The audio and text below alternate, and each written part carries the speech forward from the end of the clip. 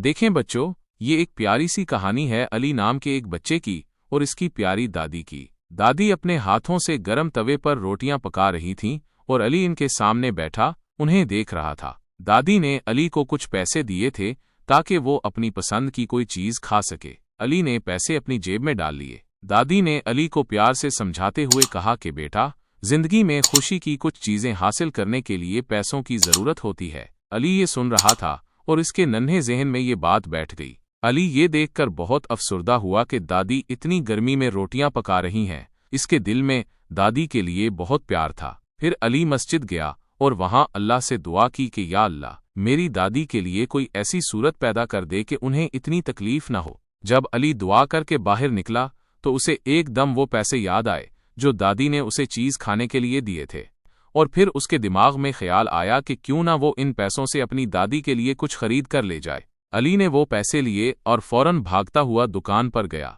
उसके ज़हन में एक ही ख्याल था कि वो उन पैसों से अपनी दादी के लिए रोटी पकड़ने वाला चिमटा खरीदे। अली ने दुकान पर जाकर एक चिमटा खरीदा और खुशी खुशी अपनी दादी के पास भाग गया। उसकी खुशी की कोई इंतहा न थी कि अब उसकी दादी को गरम तवे पर रोटियां पकाते वक्त तकलीफ नहीं होगी।